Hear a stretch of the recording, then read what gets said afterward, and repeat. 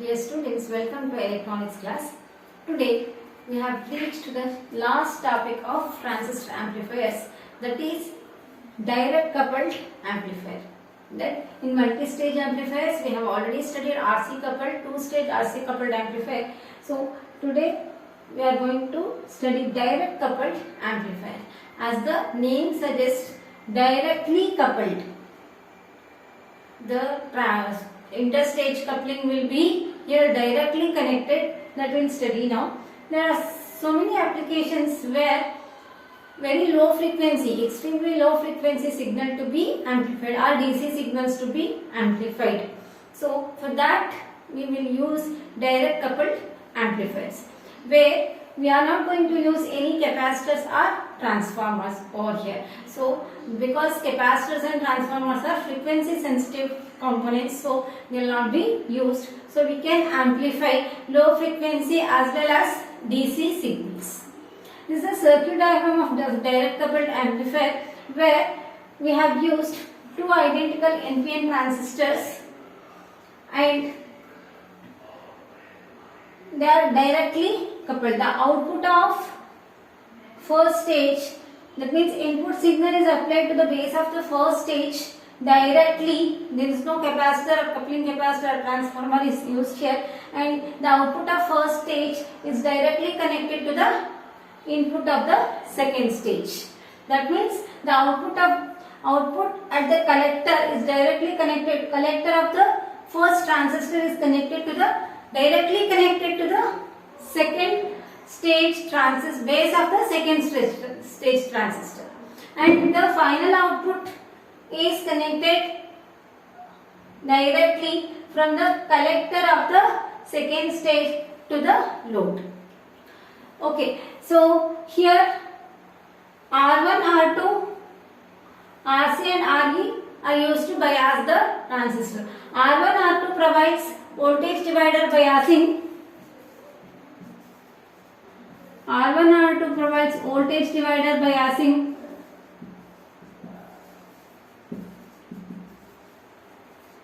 For the first transistor as well as to the second transistor indirectly. Okay, because there is no capacitor over here, so there is no such thing which blocks DC over there. So this R1, R2 itself biases the second transistor as well. Okay, and RC and RE are used for biasing. RE is for stabilizing the gain, and also no bypass capacitors are used because it is mainly for DC amplification or very low frequency amplification. So whenever an input signal is applied to the base of the first transistor, the signal will be amplified A1 times. A1 times, in the say A1 is the gain of the first stage, and that output of the first stage is connected to the input of the second stage, and there again gets amplified A2 times. That is, A2 is the gain of the second amplifier, second stage. So we will get overall gain is equal to A1 into A2. Okay. So this is the circuit explanation and working of direct coupled amplifier.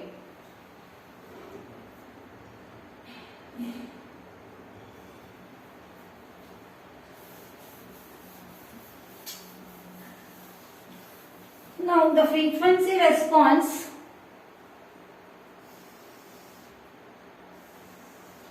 of direct coupled amplifier is something like this.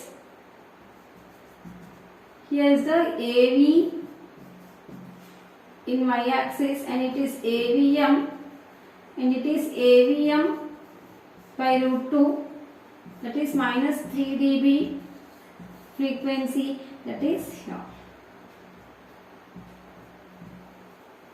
So the frequency response is in such a way that it will be, the lower cutoff frequency will be at 0. That means it is going to amplify 0 signal zero frequency signals as well as DC. I have told DC in the sense zero frequency signals. There is no limit in lower.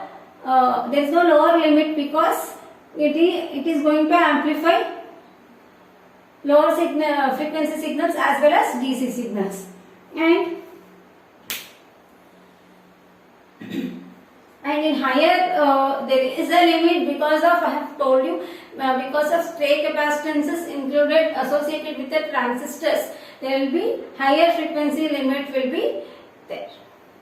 Okay, so it provides excellent frequency response, very good frequency response using DC, direct coupled amplifier. It can be called as sometimes DC amplifier. DC amplifier in the sense it is not direct current amplifier, it is direct coupled amplifier, because it will not only amplifies DC signals, as it also amplifies AC signals, very low frequency AC signals. Okay. So if they are asked in the examination, you have to write the circuit as well as the frequency response and input and output waveforms. If this is the input waveform, after the first stage, the signal will be amplified and it will be inverted because it is a NPN transistor in a CE mode. So the first stage 180 degree phase shift will find, and in the final output again the signal will be amplified, again it will be inverted. So if it is a two-stage amplifier, the final output will be in phase with the input signal. Okay.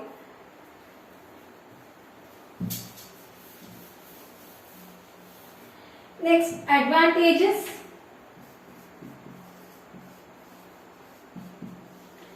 What are the advantages of direct coupled amplifier? In this, it is less expensive as no coupling components used, coupling devices used or coupling components used. This cost is less, and also it will consume very less space because no coupling devices are used here, and it is used to amplify DC signals as well as very low frequency signals, and no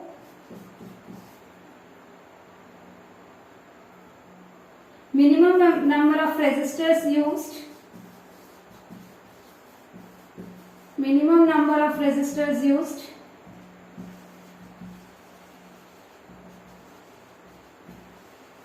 Therefore, the circuit is simple. Circuit construction is simple. So, these are the main advantages. Here you can add very low frequency, you can call DC signals, you can amplify very low frequency, practically very low frequency it will be.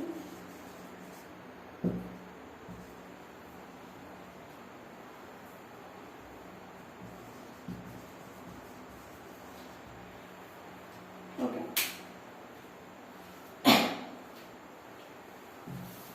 There may be 2 or 3 more questions. That what are the advantages of direct coupled amplifier and what are the disadvantages?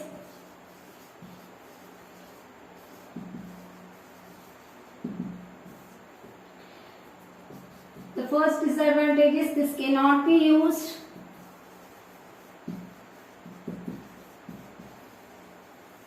to amplify high frequency signals.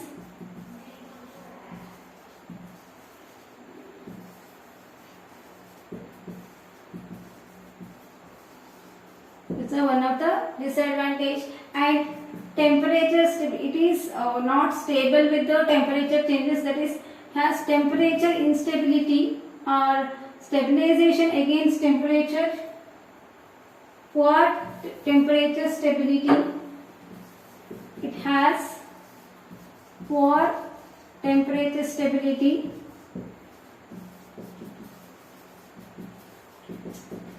That means the operating point will shift. In this case, because of if DC changes, also the operating point shifts. There is no blocking of DC something. So its temperature, if the temperature varies, the operating point values will be changed. So it has poor temperature stability.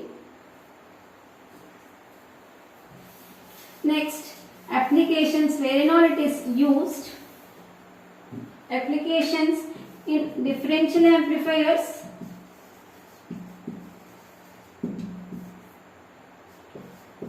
Differential amplifiers that you are going to study in the next coming chapters.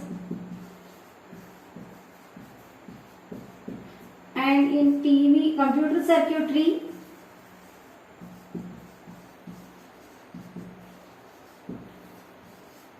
And computer and TV circuitry it is going to use, and in regulator circuits, power supplies, regulator circuits, DC power regulator circuits, in DC power supplies,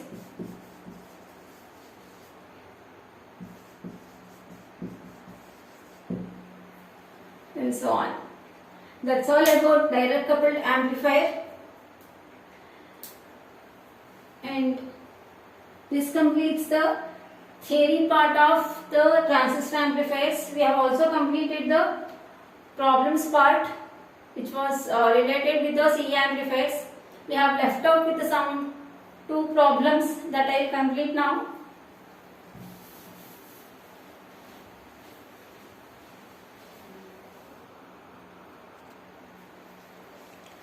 Okay, before going to the problems, we'll just compare all the 3 couplings.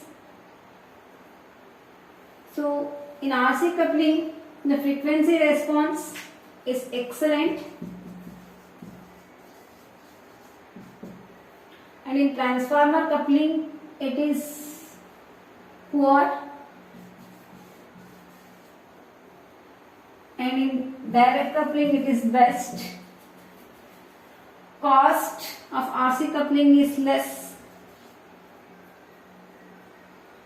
where transformer coupling it costs more because we are using coils over there, so it costs more, whereas in direct coupling no coupling components, so it will be very less. So least it is size and cost it is less. In transformer coupling size is more as well as the cost, size and weight actually, and in direct coupling it is very less. In impedance matching is not good in case of RC coupling. That is a disadvantage we have studied, because in RC coupling impedance matching is not good, whereas in transformer coupling it is excellent. And in case of direct coupling, impedance matching is good, and uses RC coupling audio frequency, that is voltage amplification.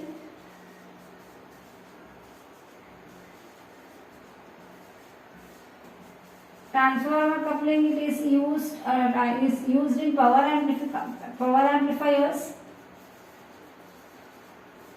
whereas direct coupling is used in very low frequency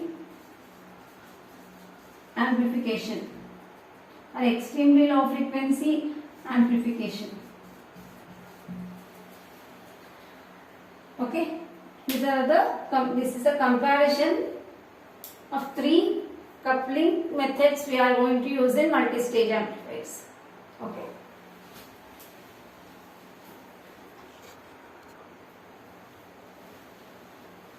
Take down the first problem. These are the problems on bandwidth. Find the bandwidth and gain at 3 dB line for an amplifier having midband gain of 600, having 3 dB frequencies 100 Hz and 300 kHz. So if I draw a frequency response curve, we have to find out the 3 dB gain. Midband gain is given, that is 600. AVM is given. We have to find out in the bandwidth and gain at 3 dB line, that is AVM by root 2 we have to find out. And the frequencies they have given, it is 100 Hertz and it is 300 kilohertz. So bandwidth we have to find out. So AVM we know,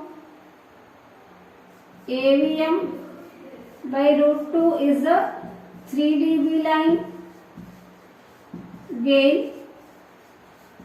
So 600 divided by root 2, that will be 424.4. I guess calculate using calculator. And bandwidth we have a formula, FH minus FL, 300 kilo it is, put 3 zeros, minus 100 will be 3 lakhs minus 100, 2 and 4 nines.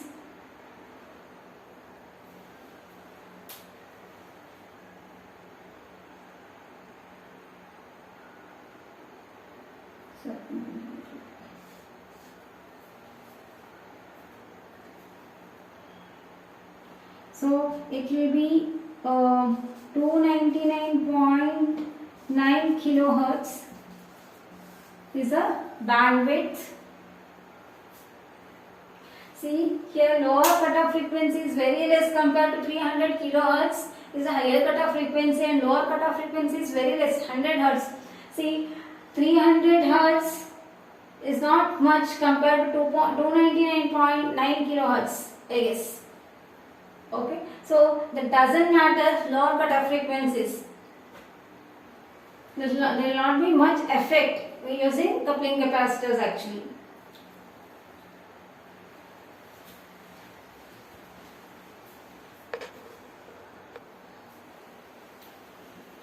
Okay, the next problem is on bandwidth again. In an amplifier, the maximum voltage gain is 2000 for a signal frequency of 2 kilohertz. It falls to 1414 at 10 kilohertz and 50 hertz. Find bandwidth, lower and upper cutoff frequencies. See, the maximum voltage gain is given, that is 2000. That is AVM is 2000 actually, and it falls, ignore this, this is the input signal frequency that is not required for this problem. So it falls to 1414, that is AVM by root 2 is 1414 they have given at 10 kilohertz and 50 hertz. Where it falls, 10 kilohertz is a bigger one, so it will be upper cutoff frequency, and lower cutoff frequency will be 50 hertz. So they have asked to find out the bandwidth. What is the formula for bandwidth? FH minus FL, 10 kilo, so I will put 10, 3 zeros minus 50, 9950 is the bandwidth. Hertz, or you can write 9.95 kilohertz is the bandwidth, and lower cutoff frequency, that is FL is equal to 50 hertz that I have already mentioned in the graph, and FH is 10 kilohertz. That's all. Okay, this completes the amplifiers.